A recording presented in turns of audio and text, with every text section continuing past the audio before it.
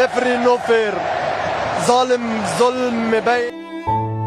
আর্জেন্টিনার দালাল ওরা, রেফারি একটা জালিম। পবিত্র কোরআনের আয়াত হাসবুনাল্লাহু ওয়া নিমাল ওয়াকিল, حسب الله ونعم الوكيل. অর্থাৎ আল্লাহই আমাদের জন্য যথেষ্ট আর তিনিই সর্বোত্তম কর্মবিধায়ক। কতটা কষ্ট পেলে এমনটা বলতে পারেন মিশরের ফুটবলার মোস্তফা জিকো। তিনি আরো বলেন, আমাদের পুরো জাতির স্বপ্ন নষ্ট করেছে রেফারি। আর্জেন্টিনার দালাল ওরা, রেফারি একটা দেশের পুরো পরিশ্রমকে এক নিমিষেই নষ্ট করে দিলেন। ম্যাচের শুরু থেকেই তিনি আমাদের বিরুদ্ধে কাজ করেছেন। চোখের জলকে সঙ্গী করে আটালান্টার সবুজ ঘাসে পড়ে থাকেন মিশরের স্বপ্নবাজরা। ৩-২ গোলে শেষ তাদের বিশ্বকাপের যাত্রা। ম্যাচে ফ্রাসোয়া ল্যাটিক্সিয়া রেফারি হিসেবে দায়িত্ব পালন করেন। মিশরের একটি গোল বাতিলের পাশাপাশি ম্যাচের শেষ মুহূর্তে মোহাম্মদ সালার একটি ট্যাকেলও এড়িয়ে যান তিনি। দেখার প্রয়োজনও করেননি VAR।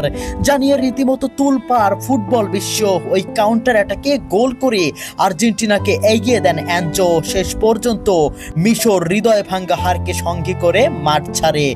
ম্যাচ শেষে সংবাদ সম্মেলনে রেফারির কড়া সমালোচনা করেন হোসাম হাসান। তার দাবি, মিশর ন্যায় বিচার পায়নি। একই অভিযোগ করেছেন মিশরের হয়ে গোল করা স্ট্রাইকার জিকো। মাঠেই সাক্ষাৎকার দিতে গিয়ে কান্নায় ভেঙে পড়ে রেফারির বিরুদ্ধে তীব্র ক্ষোভ প্রকাশ করেন এবং তাকে জালিম বলে আখ্যাও দেন। জিকো বলেন, রেফারি আমাদের প্রতি অন্যায় করেছেন, সে একজন জালিম। এ সময় তিনি পবিত্র কোরআনের আয়াত হাসবুনাল্লাহু ওয়া নিমাল ওয়াকিল, অর্থাৎ আল্লাহই আমাদের জন্য যথেষ্ট আর তিনিই সর্বোত্তম কর্মবিধায়ক। একজন মানুষ কতটা কষ্ট পেলে এমনটা বলতে পারেন। এছাড়াও তিনি বলেন, রেফারি একটি পুরো জাতির পরিশ্রম নষ্ট করে দিয়েছে। সাক্ষাৎকারের একেবারে শেষ দিকে জিকো আরো গুরুতর অভিযোগ তুলে বলেন, এই শিরোপা আর্জেন্টিনার দিকেই পরিচালিত হচ্ছে। তার এই মন্তব্যের পরপরই সম্প্রচার হঠাৎই বন্ধ হয়ে যায়। প্রিয় দর্শক, আপনাদের কাছে কি মনে হয় মোস্তফা জিকোর কথাগুলো কতটুকু যুক্তিসম্পন্ন?